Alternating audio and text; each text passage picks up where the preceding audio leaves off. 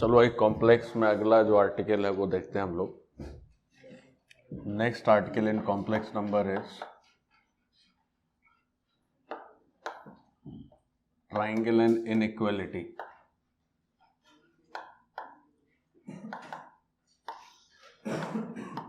जो अगला आर्टिकल है कॉम्प्लेक्स नंबर का वो है ट्राइंगल एंड इनइक्वालिटी। ठीक, अभी जो ट्राइंगल और इनइक्वालिटी है, देखो क्या है इसमें। क्या है कि दो बड़े बेसिक फॉर्मूले हैं, बस दो ही फॉर्मूले, उन्हीं पर सारी बातें आगे टिकी हुई हैं। तो जो पहला बेसिक फॉर्मूला वो ये कहता है कि मॉड के अंदर Z1 प्लस Z2 अगर लिखा जाए तो वो less than equal to mod Z1 plus mod Z2 है। This is the first thing.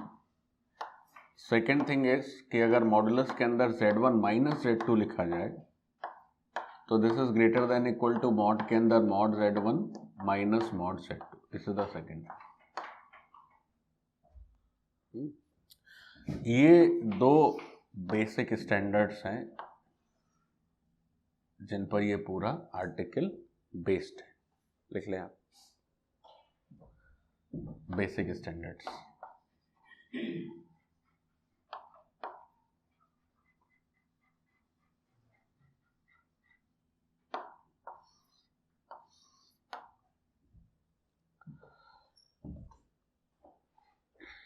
Mod के अंदर Z1 plus Z2 less than equal to mod Z1 plus mod Z2, और मॉड के अंदर Z1 minus Z2 greater than equal to mod of mod Z1 minus mod Z2।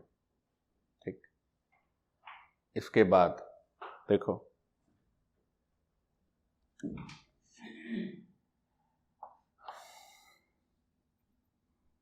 ये जो first formula है, इस पहले फॉर्मूले का एक जनरल वर्जन भी है, इसका एक जनरल फॉर्म भी है।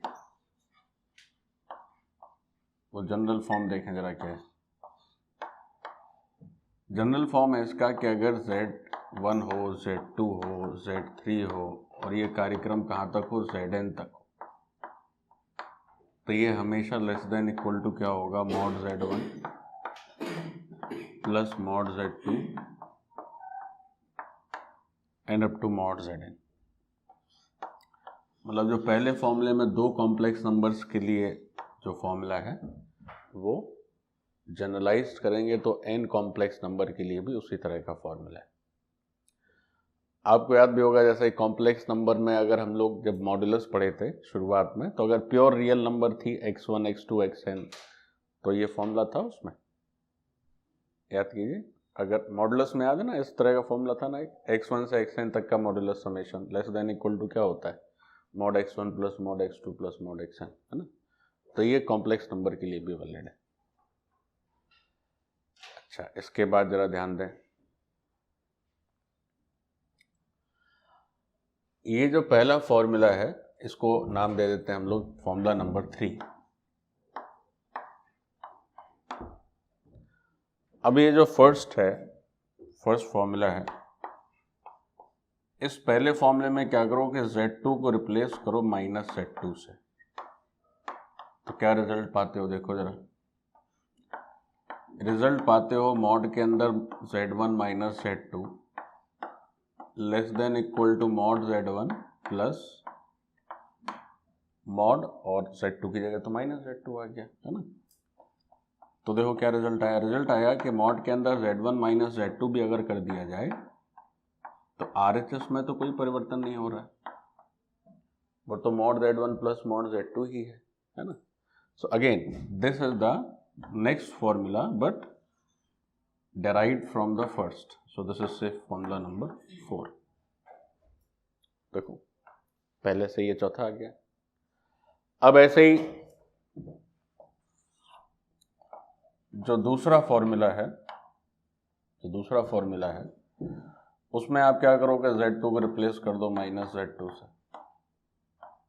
तो Z2 को माइनस Z2 से रिप्लेस कर दिए तो क्या रिजल्ट पाए, मॉड के अंदर Z1 plus Z2 greater than equal to mod के अंदर मॉड Z1, और माइनस Z2 करेंगे, मैं डायरेक्ट ही लिख दे रहा हूँ, माइनस Z2 करेंगे तो फिर ये मॉड Z2 ही रहेगा, minus mod Z2। So this is next and fifth number से। तो ये बेसिक दो फॉर्मूले हैं। पहले फॉर्मूले का ये जनरल फॉर्म हो गया, पहले फॉर्मूले से ये चौथा ड्राइव हुआ और दूसरे से पांचवा ड्राइव हुआ। ठीक, इन सब का प्रूफ अभी हम करेंगे कि ये कैसे आता है, क्या सही है इसमें, क्या गलत, मतलब इक्वलिटी क्यों है, इनइक्वलिटी क्यों है, सब हम लोग प्रूफ करेंगे। पहले रिजल्ट याद रखना जरूरी है। तो रिजल्ट में एक तो ये हो गया कि मॉड के अंदर अगर, पहले चल लिख लो तो फिर हम समझाते हैं।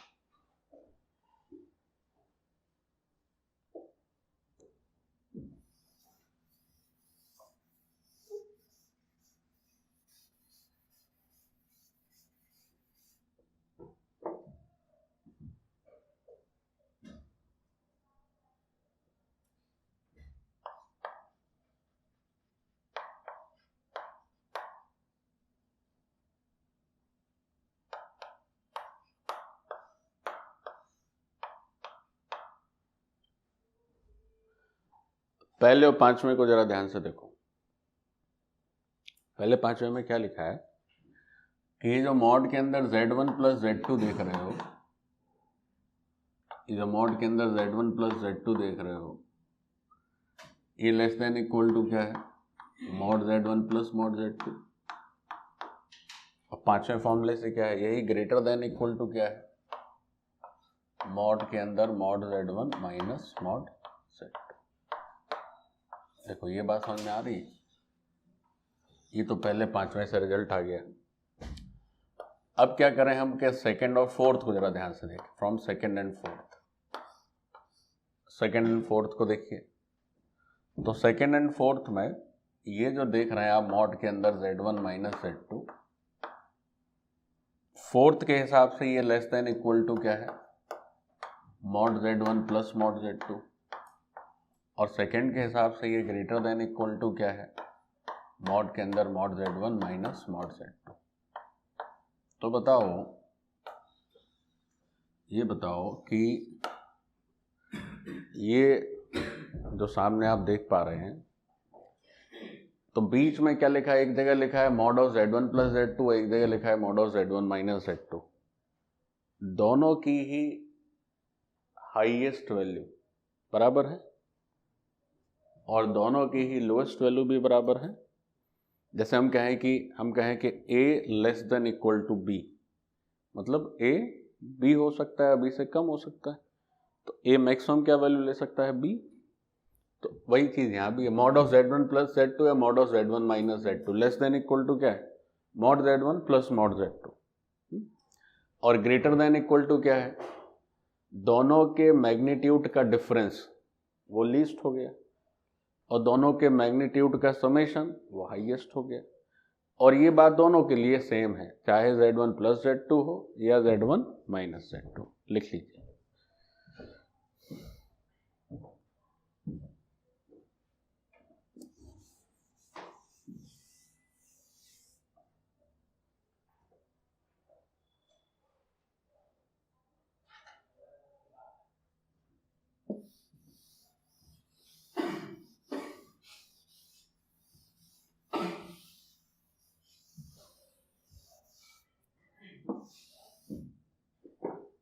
तो अगर कहा जाए कि जैसे रेंज की बात की जाए, रेंज पूछी जाए आपसे मॉड के अंदर Z1 प्लस Z2 की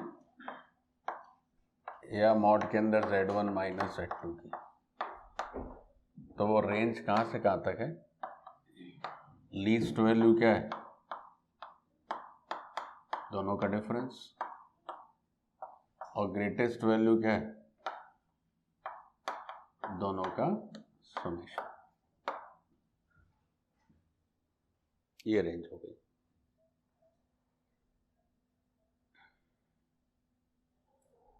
और दोनों के लिए ही ये रेंज सेम है।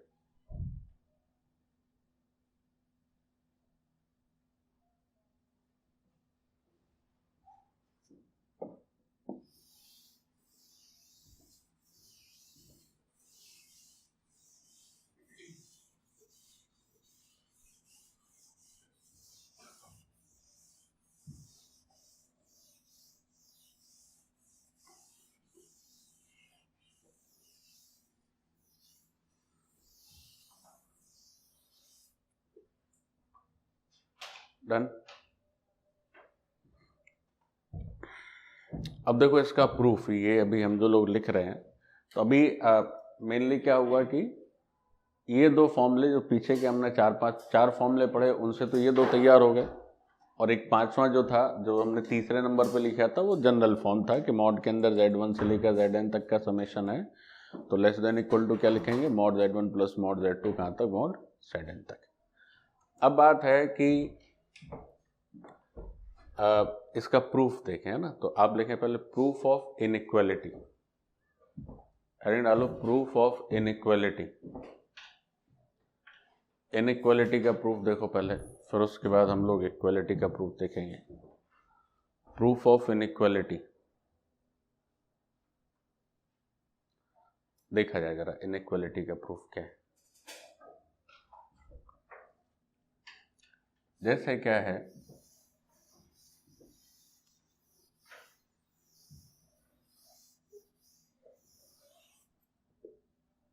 समझो, जैसे प्रूफ ऑफ इनइक्वालिटी कर रहे हैं,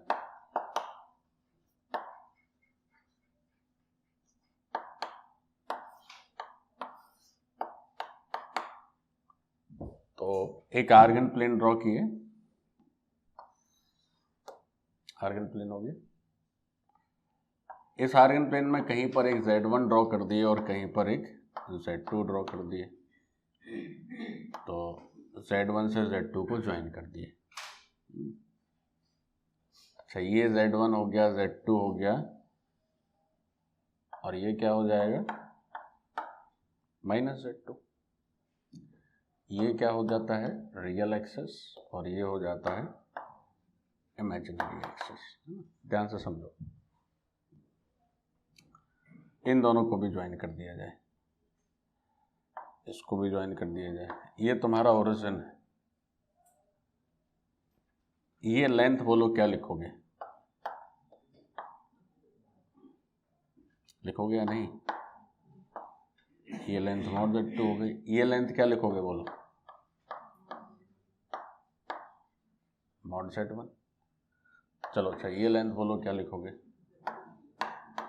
mod of Z1 minus Z2।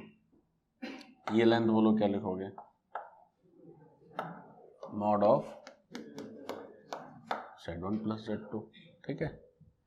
अच्छा, अब ध्यान दीजिए जरा, अगर मैं बात करूं ट्रायंगल OZ1 Z2 की, किसकी बात करें, ट्रायंगल OZ1 Z2 की, तो इस ट्रायंगल OZ1 Z2 में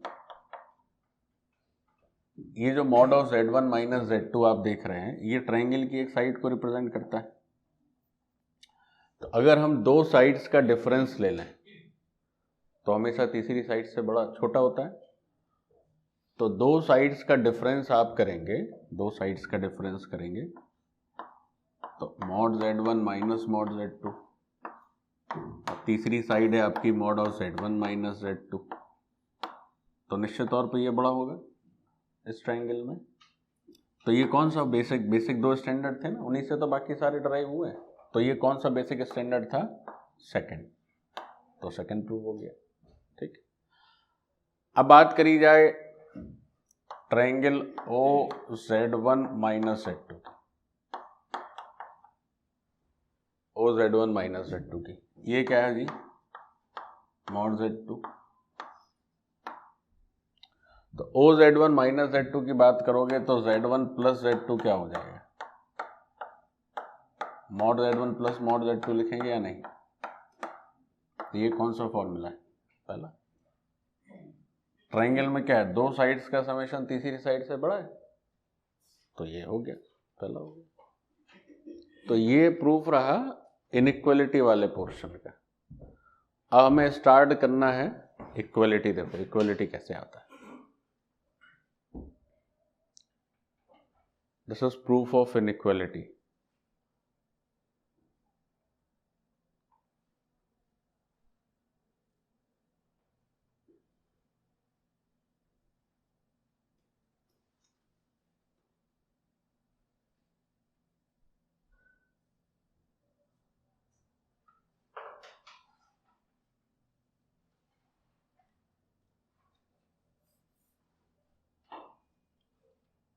कंप्लीट हो गया भाई,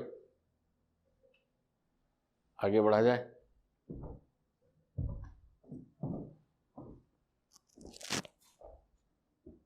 अब यहीं डालेंगे प्रूफ ऑफ इक्वलिटी। अच्छा लिख लो लिख लो लिख लो, आराम से लिख लो, आराम से लिख लीजिए, फिर हम लोग करते हैं।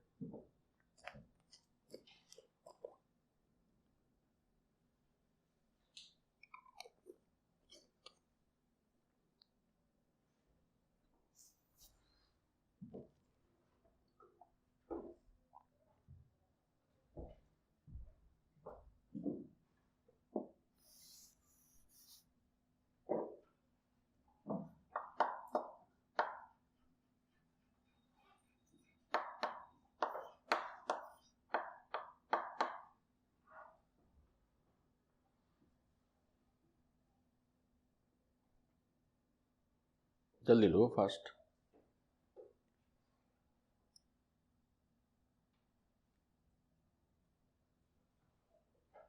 देखो इक्वलिटी का प्रूफ,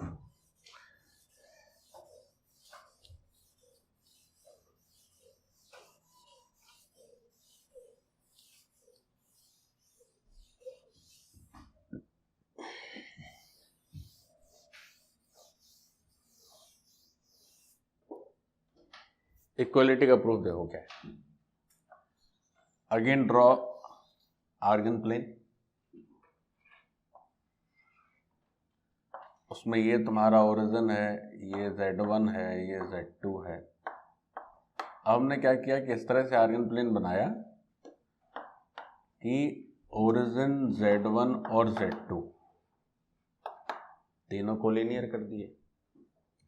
इसके साथ साथ Z1 और Z2 को क्या कर दिया, ओरिजिन के एक ही तरफ बनाया, है ना।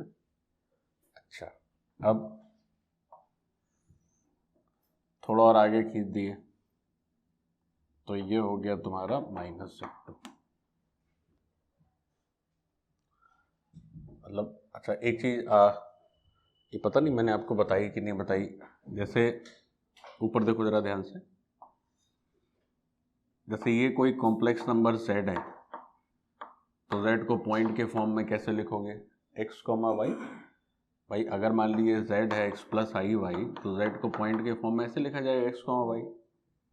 अच्छा, अगर हम Z की जगह बनाना चाहें Z बार तो Z बार क्या हो जाएगा,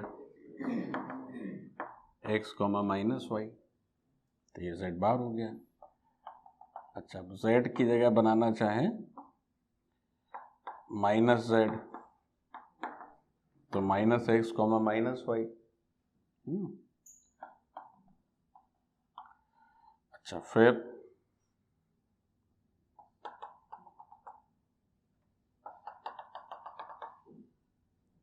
अब -z हो गया और ये क्या हो जाएगा, -z बार।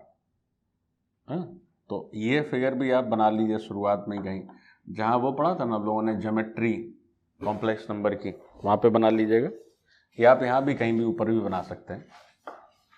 मतलब ये फिगर थोड़ा ध्यान रखने का है। इसमें मेन बात क्या है, जैसे कभी आ गया कि Z और Z बार एक दूसरे के क्या है, मिरर इमेज है with respect to real axis, है ना। तो इस बात को लिख भी लीजिए, लिखिए Z and Z bar are mirror images to each other with respect to real axis. Z and Z bar are mirror images to each other with respect to real axis. Real axis के respect में ये दोनों एक दूसरे के लिए mirror image का काम करते हैं। अब चलो वापस इसमें आ जाओ।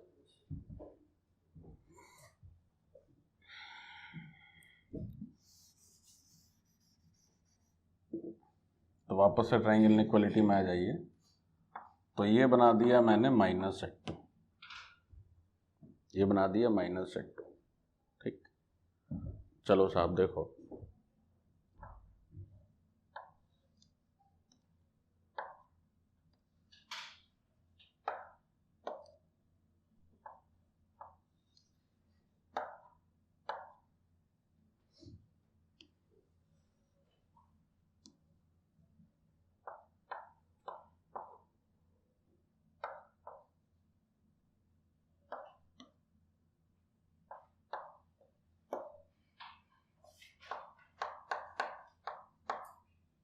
देखें ये क्या है, मॉड Z2, ऊपर देखो ये क्या है, मॉड Z1। इतने बड़े लेंथ में ये छोटा लेंथ घटा दीजिए तो ये लेंथ आ जाएगा, mod of Z1 minus Z2। ठीक है, अच्छा, और ये क्या है, मॉड Z2। अब जरा समझो, एक और बना देते हैं। ये क्या है जी,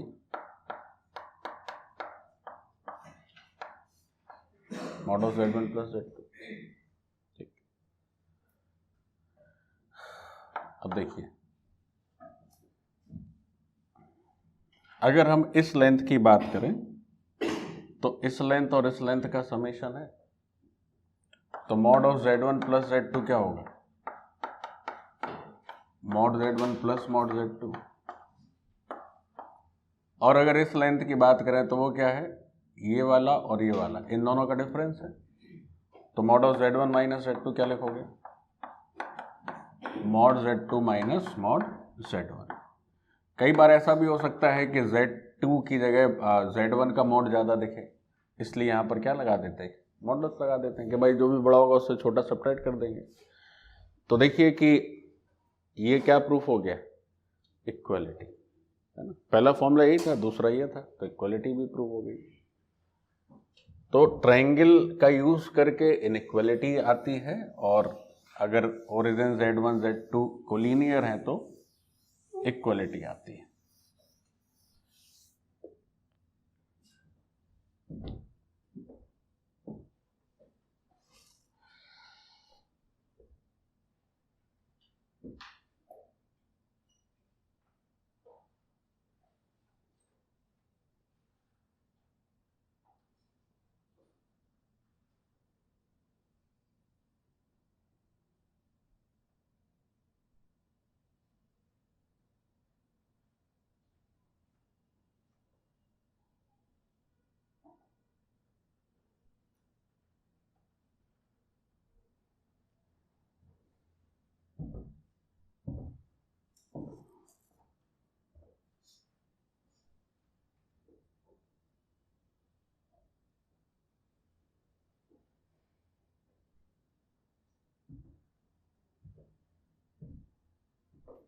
कंप्लीट।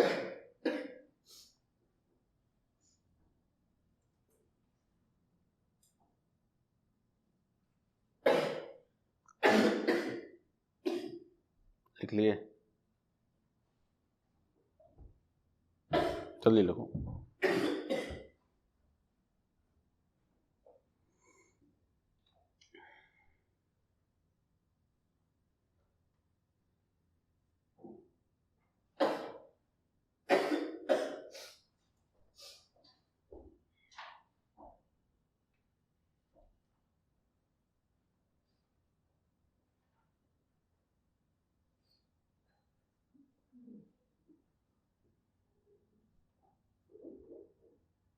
डन,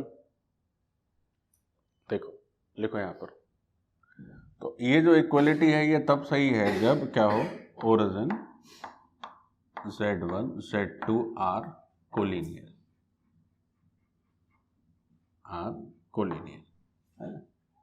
कोलिनियर के साथ साथ एक बात, अब कोलिनियर तो बहुत तरीके से हो सकता है, ऐसा हो सकता है कि इधर Z2 आ जाए, इधर Z1 आ जाए। तो Z1 और Z2 जो है वो ओरिजिन के सेम साइड रहने चाहिए, है ना। तो इस बात को भी लिखेंगे, Z1 and Z2 on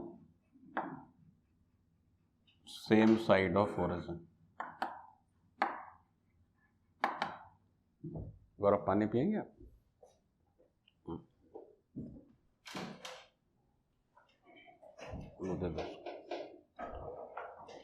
origin Z1 Z2 collinear होने चाहिए, साथ ही साथ क्या होना चाहिए, Z1 Z2 ओरिजिन के एक ही तरफ होना चाहिए। ठीक, अब देखिए अगर ये एक ही तरफ है तो उससे एक बात और भी डिसाइड होती है, वो ये है, जैसे हम आपसे कहें, ऊपर देखो जरा ध्यान से समझ लो कि Z1 का आर्ग्यूमेंट तो ये थीटा, और Z2 का आर्ग्यूमेंट तो भी ये थीटा। तो इससे एक बात और क्या पकड़ में आ गई कि आर्ग्यूमेंट ऑफ Z1 और आर्ग्यूमेंट ऑफ Z2 दोनों ही कैसे हैं, बराबर है, बराबर है। ठीक, अच्छा, अब अगर आर्ग्यूमेंट ऑफ Z1 और आर्ग्यूमेंट ऑफ Z2 इक्वल हैं तो ऐसे भी कह सकते हो कि argument of z1 by z2 is equal to 0। क्यों? क्योंकि पढ़ा था हमने पिछली क्लास में कि ये होगा argument of z1 minus argument of z2, तो दोनों बराबर हैं तो 0 हो गया। अब किसी भी कॉम्प्लेक्स नंबर का आर्ग्यूमेंट 0 है, इसका मतलब क्या है? वो कैसी है? प्योरली रियल और पॉजिटिव, है ना। अगर मान लीजिए कॉम्प्लेक्स नंबर यहां पर हो तो नेगेटिव हो जाए, तो यहां पर होना चाहिए ना। तो इससे एक बात और समझ में आ गई कि z1 बाई z2 कैसा है? प्योरली रियल है और पॉजिटिव।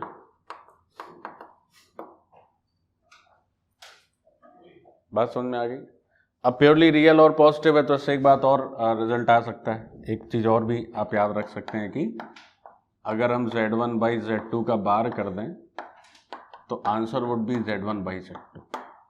एक बात और आ गई। तो याद रखेंगे अगर ओरिजिन z1 z2 कोलिनियर है, इसका मतलब है z1 z2 on the same side of origin, दोनों का आर्ग्यूमेंट सेम रहेगा। अगर z1 बाई z2 का आर्ग्यूमेंट करेंगे तो 0 आएगा, तो ये प्योरली रियल हो जाएगी, तो एक ही चीज सही हो जाएगी। z1 बाई z2 का bar is equal to z1 by z2। Complete.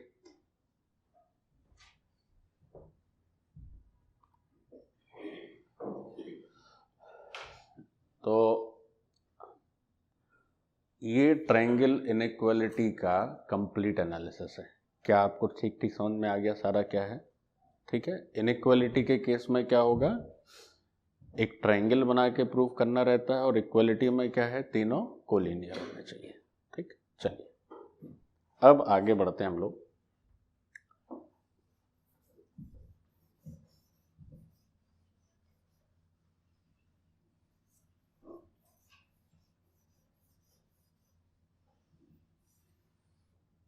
अब इस कंसेप्ट पर बेस्ड क्वेश्चंस किए जाएं।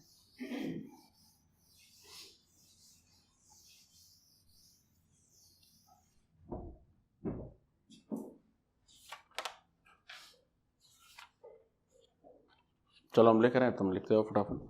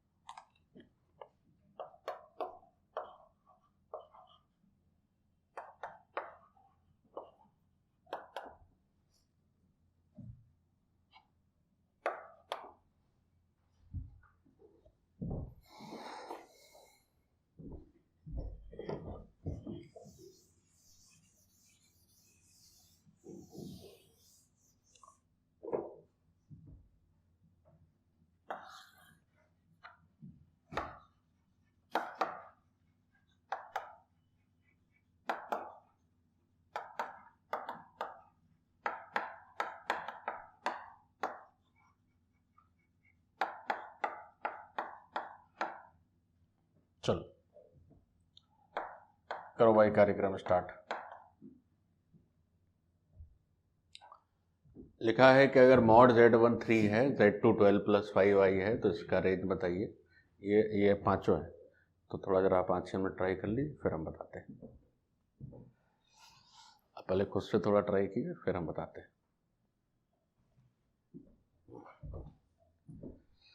रंजा जी जरा दीजिए हमको। तो आप लोग अब स्कूल जाते हैं या बंद हो गया? जाते हैं। कब तक जाना है?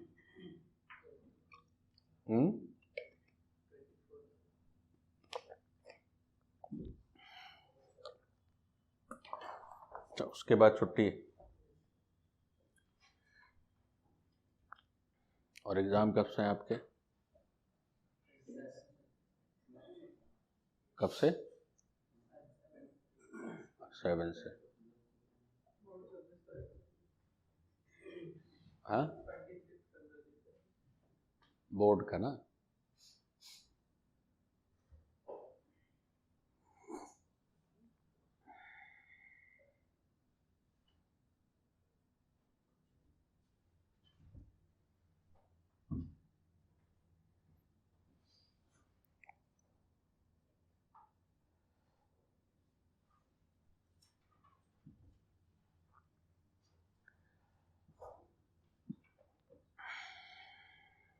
बताना स्टार्ट करें? क्वेश्चन लिख लिए सारे? जल्दी लिखो, जल्दी फटाफट।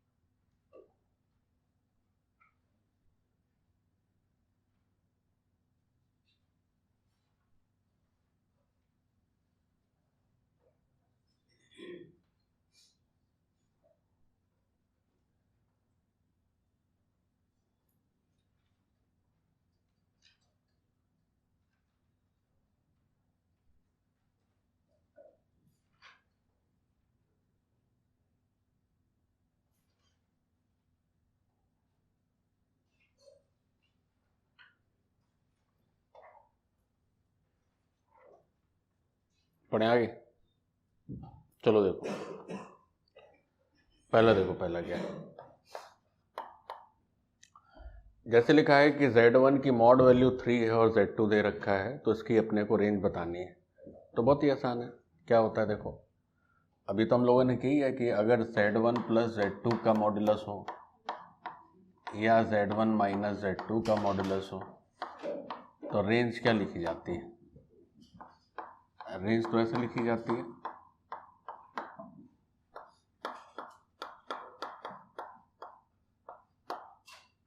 तो लिखिए। अब मॉड Z1 कितना है जी? 3, और मॉड Z2 कितना है? 13। बस हो गई। तो 16 ये हो गया, 16 ये हो गया, कंप्लीट। ये तो बहुत ही आसान था। दूसरा, सेकंड देखो। सेकंड आपको बताना था कि इसकी मैक्सिमम वैल्यू बताइए मॉड के अंदर Z1 + Z2 + Z3। कहाँ? सॉरी, ये 10 होगा, ठीक। तो 10 से 16, ठीक। दूसरा देखो, दूसरे क्वेश्चन में लिखा है, ये हटा दूं मैं? ये तो डायरेक्ट फॉर्मूले बेस्ड है, सारे फॉर्मूले बेस्ड हैं, बस थोड़ा समझने की बात है। दूसरे को ध्यान से देखें। दूसरे में लिखा है कि इसकी आप मैक्सिमम वैल्यू बताइए, तो क्या होगा? जैसे mod of Z1 + Z2 + Z3 क्या लिखा जाता है? Less than equal to mod Z1 plus mod Z2 plus mod Z3 लिखा जाता है या नहीं? तो ये this is less than equal to this, यानी कि इसकी मैक्सिमम वैल्यू ये है, यही तो है, इस एक्सप्रेशन की मैक्सिमम वैल्यू ये है। लेकिन अब हम इसका आंसर तभी तो निकाल पाएंगे जब हमें मॉड Z1 मॉड Z2 या मॉड Z3 की जानकारी हो, तो है नहीं। यहाँ पे तो मॉड Z1 तो दिखा नहीं है, क्या लिखा है? Mod Z1 minus 6, mod Z2 भी नहीं है, मॉड Z2 प्लस 3i, तो आ नहीं पाएगा। तो फिर कैसे किया जाएगा? तो कैसे करोगे?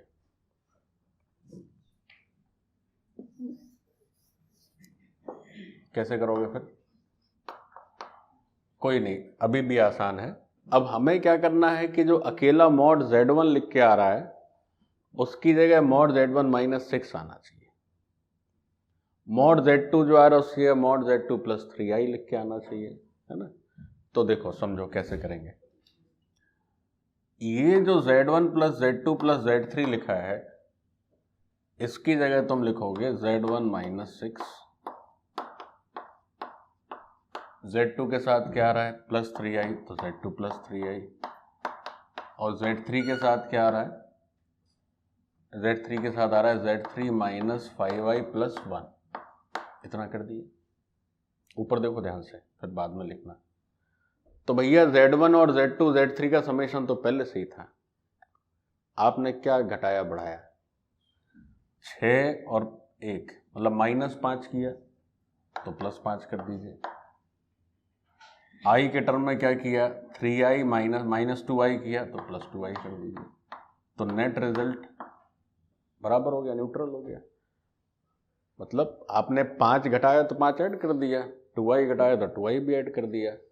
तो ये जो एक्सप्रेशन लिखा है क्या ये Z1 plus Z2 plus Z3 की है? लेकिन उसको क्यों लिखना पड़ा? क्योंकि हमें direct mod Z1 mod Z2 mod Z3 की जानकारी नहीं थी। तो ये क्या हो जाएगा? Less than equal to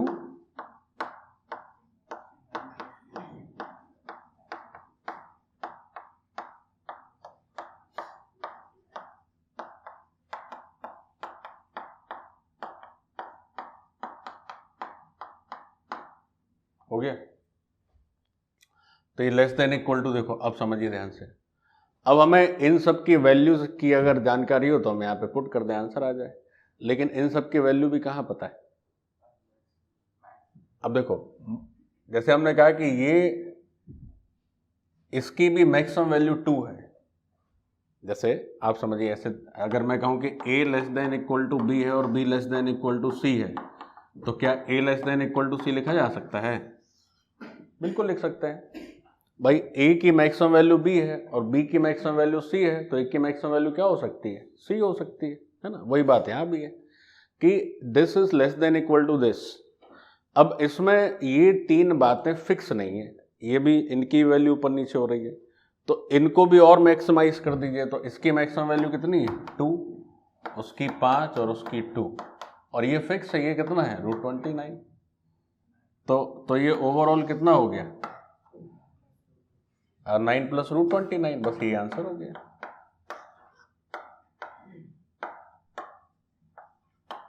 this is the answer. Number 3,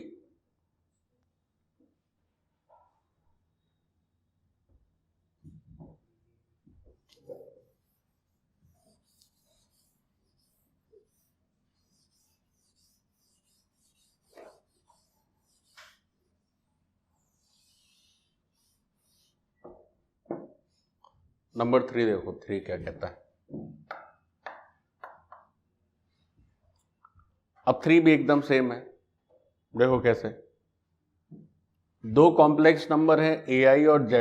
ai मतलब a1 से an, zi मतलब z1 से zn। अब इन दोनों की मैक्सिमम वैल्यू 2 और 3 गिवन दे रखा है। अब हमें ये प्रूफ करना है that this is less than equal to 6n। तो कैसे प्रूफ करेंगे? देखो, हमने लिखा है z1 a1 z2 a2 और चले गए कहाँ तक? तो ये लेस देन इक्वल टू क्या हो जाएगा? z1 a1 z2 a2 और टिल zn a। अच्छा, अब आपको अगर याद होगा तो मैंने बताया था कि मॉडुलस जो है मल्टीप्लिकेशन में डिस्ट्रीब्यूट हो जाता है, तो डिस्ट्रीब्यूट हो गया।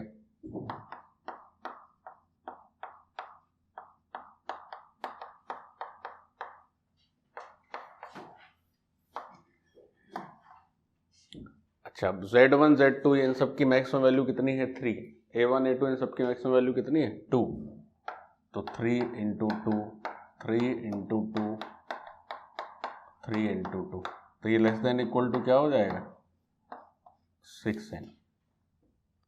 बस हो गया भाई। कितने टर्म्स हैं, n टर्म्स हैं, और हर टर्म की वैल्यू कितनी है 6, तो 6n हो गया।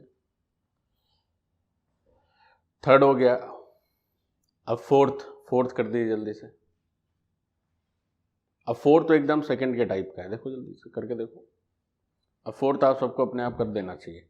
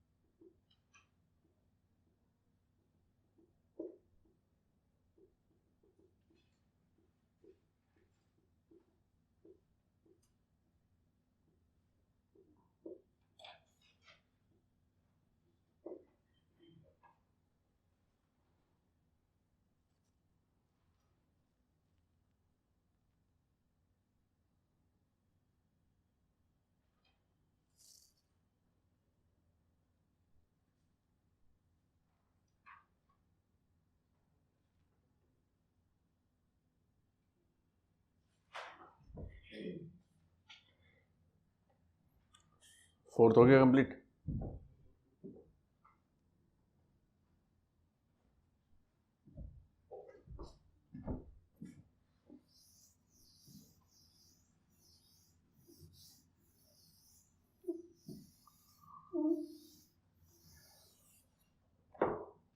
चलो देखो फोर्थ क्या कहता है। फोर्थ कहता है कि mod of z minus i equal to 7 है, तो इस बात की लिस्ट z माइनस 7 की लिस्ट वैल्यू बतानी है। अब देखिए z माइनस 7 है, तो इसकी लीस्ट वैल्यू क्या होगी, मॉड के अंदर ये पढ़े थे थोड़ी देर पहले, ऐसी तो पढ़े थे ना, लीस्ट वैल्यू ऐसी आती है। अब इस फॉर्मूले में कोई गड़बड़ी नहीं है, ये तो एकदम ठीक है, लेकिन यहां ये किसी काम का नहीं है ना। ये फॉर्मूला एकदम ठीक है, बट यहां किसी काम का नहीं है। यहां पर ये कैसा है, यूजलेस है। क्यों यूजलेस है बोलो? यूजलेस इसलिए हो गया क्योंकि मॉड z तो हम जानते नहीं थे। हम जानते क्या है, मॉड z माइनस 7 आई। तो हमें इस तरह से लिखना होगा ताकि यहां पर मॉड के अंदर क्या आ जाए, z माइनस 7 आई, तब ना काम बनेगा। तो कैसे करोगे, तो मॉड z माइनस 7 आई आना है, तो z माइनस 7 आई कर दिए और प्लस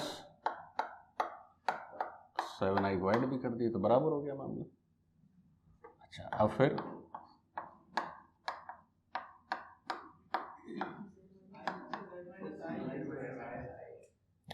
आई है क्या, आई कर दो चलो, तो यहां भी आई हो जाएगा, यहां भी आई हो जाएगा, बस ये हो गया। तो यहां से आंसर क्या हुआ, z माइनस 7 तो ही लिखा है, mod of z minus i, z minus i कितना है 7, और ये कितना है रूट 50। ये लिस्ट वैल्यू हो गई। तो सब में ऐसे ही करना है, ठीक है। चलो अब आखिरी करो इसका, फिफ्थ।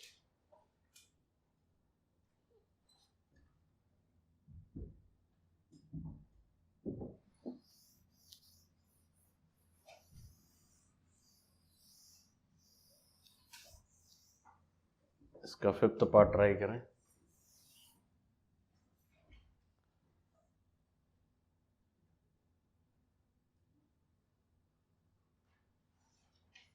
आप लोग के यहाँ संडे को सॉरी कल क्लास है अपना या वेंसडे को?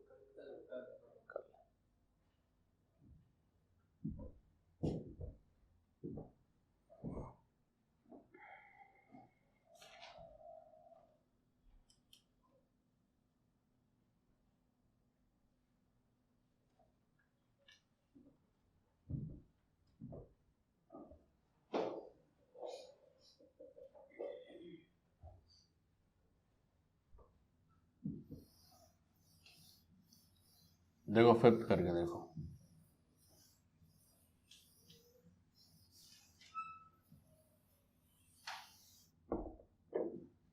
फिफ्थ तो देखने क्या है, इस रूट इक्वेशन का रूट बताना अपने को, और ये प्रूफ करना है कि रूट बताने नहीं है, प्रूफ करना है कि इस इक्वेशन के जो रूट्स आएंगे वो इस सर्किल के बाहर है। सर्किल क्या है? Mod z equal to 2। अब देखो जरा ध्यान से, ये इक्वेशन क्या है? 5 डिग्री पॉलिनोमियल है, किसमें? वेरिएबल क्या है? z। ठीक, तो यहां से निश्चित तौर पर z की वैल्यू निकलेगी। तो z की कितनी वैल्यू निकलेंगी? 5। तो हमें प्रूफ क्या करना है? हमें प्रूफ करना है कि जो भी वैल्यू निकले उस सब के लिए क्या होना चाहिए? ग्रेटर देन 2 होना चाहिए। ये प्रूफ करना है, तभी तो सर्किल के बाहर आएगा। मॉड z इक्वल टू 2 क्या सर्किल है? सर्किल है। कैसा सर्किल है? एक ऐसा सर्किल जिसका सेंटर ओरिजिन पर है और रेडियस कितनी है? 2। ठीक, तो मॉड z ग्रेटर देन 2 मतलब सर्किल के बाहर। हमें ये प्रूफ करना है। कैसे किया जाए प्रूफ? जरा ध्यान दो, देखो कैसे किया जाए, समझो। z to the power 5 cos theta 5, फिर z to the power 4 cos theta 4। अच्छा, यहां से गए z cos थीटा 1 और आखिरी में cos थीटा नॉट। तो ये लेस देन इक्वल टू क्या होगा? ये लेस देन इक्वल टू होगा z to the power 5 cos theta 5 plus z to the power 4 cos theta 4 plus cos theta naught. अच्छा, ये कितना है जी? 2। अच्छा, यहां देखो अब ध्यान से, अब फिर से क्या है? मॉडुलस सेपरेट हो जाएगा, तो इस तरह से लिखा जाएगा।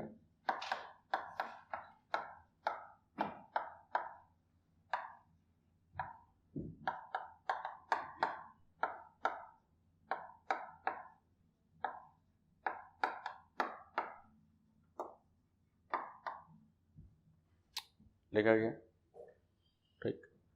तो 2 लेस देन इक्वल टू, एक फॉर्मूला आपको और याद होगा कि z to the power n का मॉडुलस किए थे तो मॉड z की पावर n आया था, तो वो यहाँ पर एप्लीकेबल हो जाएगा। और एक चीज और भी देखो जरा ध्यान से, अब 2 less than equal to this है, तो यहां पर हम क्या जितने भी कॉस मॉड के अंदर लिखे हुए सबकी जगह 1 लिखा जा सकता है?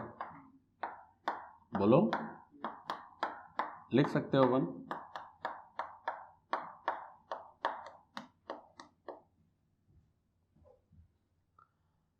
ठीक है, यहां तक हो गया। अब तुम्हें जो प्रूफ करना है वो तुम कैसे प्रूफ करोगे? देखो, आपको प्रूफ करना है कि मॉड z जो है वो ग्रेटर देन 2 है। कैसे प्रूफ होगा? इस सीरीज में कितने टर्म दिख रहे हैं? 6। ये कैसी है? जीपी। तो जीपी के 6 टर्म्स का समेशन का फॉर्मूला लगाओ, a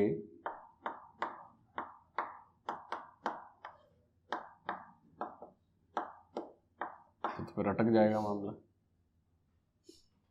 मामला तो अटक जाएगा, कैसे चलेगा फिर?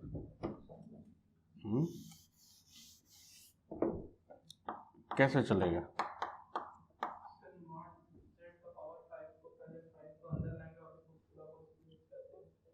तो उससे क्या हो जाएगा? उससे कुछ नहीं होगा। मॉड जेड की वैल्यू कहाँ दी है? मॉड जेड तो ये पता है कि 1 से छोटा है।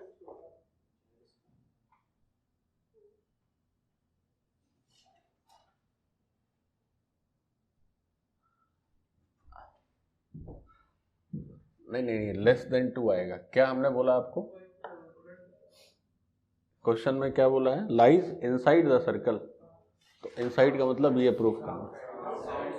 आउटसाइड द सर्कल लिखा है, इनसाइड कर लो। इनसाइड कैसे हो जाएगा?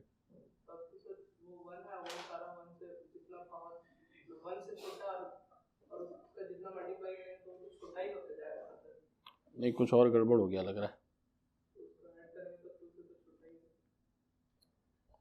नहीं गड़बड़ हो गया। Lies outside the circle mod z equal to half लिखो 2 की जगह, तब सही है। Mod z equal to half, lies outside the circle mod z equal to half. मतलब हमें ये प्रूफ करना है कि मॉड जेड जो है 1/2 से बड़ा है, और दिया क्या है कि मॉड जेड 1 से छोटा है। ठीक, अब मॉड जेड 1/2 से बड़ा है, ये प्रूफ करना है, तो बस इतना ही है अपने पास। अभी तो फिर अटक जाएगा, यहाँ पावर 6 आ जाएगी। तो अब तुम कुछ ऐसा करो जिससे कि मॉड जेड की पावर 6 ये हट जाए। कुछ ऐसा दिमाग लगाओ कि मॉड जेड की पावर 6 ही गायब हो जाए। तो कैसे गायब होगी मॉड जेड की पावर 6? भाई ये बात समझ पा रहे हो? हमें ये प्रूफ करना है mod Z greater than half, तो इसकी पावर जो 6 है उसको हटाना, ये कैसे हटेगी?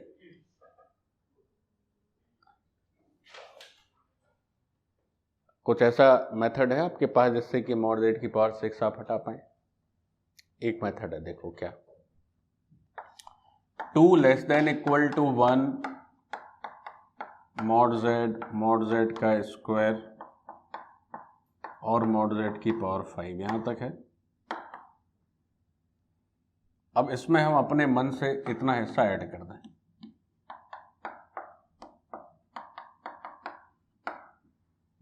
तो क्या था? ये बड़ा था 2 से, थोड़ा और ऐड कर दोगे थोड़ा और बड़ा हो जाएगा, यही तो है। लेकिन अब ये जो मॉड जेड है, वो मॉड जेड 0 तो है नहीं। अगर 0 होता तो देखो हमने यहां पर क्या किया, इक्वलिटी हटा दी। क्यों हटा दी? इक्वलिटी तब है जब 1 से लेकर मॉड जेड की पावर 5 तक का समेशन है। हम कुछ और ऐड कर रहे हैं, तो अगर कभी वो 0 हो गया तब तो इक्वलिटी रह सकती है, लेकिन अगर ये 0 नहीं है तो फिर क्या होगा? हमेशा तो नॉन जीरो रहेगा। अच्छा, ये हमेशा नॉन जीरो क्यों रहेगा? हाँ, मॉड जेड 0 तो हो ही सकता है ना। नहीं, मॉड जेड 0 भी तो हो सकता है। मॉड जेड 0 इसलिए नहीं है, अगर मॉड जेड 0 होगा तो z को भी 0 होना पड़ेगा, और z अगर 0 हो गया तो ये जो इक्वेशन दी है ये इनवैलिड हो जाएगी। क्यों? z अगर 0 हो जाएगा तो cos थीटा कितना आ जाएगा? 2, जो कि होता नहीं है ना। तो यहाँ पर एक बात ये समझ में आनी चाहिए कि z जो है 0 नहीं है। अगर z 0 हो जाएगा, इस z इक्वल टू 0, तो अपने पास रिजल्ट क्या आ जाएगा? cos theta naught is equal to, जो कि गलत है रिजल्ट। ठीक, तो ये 0 नहीं है। अब 0 नहीं है, इसका मतलब कुछ ना कुछ पॉजिटिव वैल्यू आनी है। तो पॉजिटिव वैल्यू कुछ ऐड करोगे तो इक्वलिटी तो नहीं रहेगी, तो इक्वलिटी हट गई। अच्छा, ये इनफाइनाइट तक हम क्यों ऐड किए? इसलिए ऐड किए क्योंकि एन टर्म्स का जब समेशन आप लिखोगे तब अब भी इसमें कुछ गलत नहीं है, स्टिल इट इज यूजलेस, किसी काम का नहीं है। तो क्या लिखा जाएगा?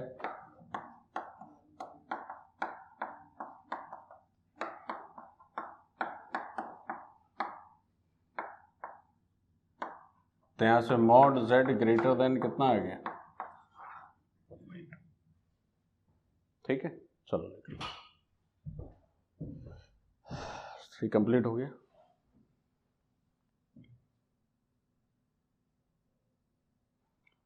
तो ट्रायंगल और इनइक्वालिटी वाला पोर्शन कंप्लीट।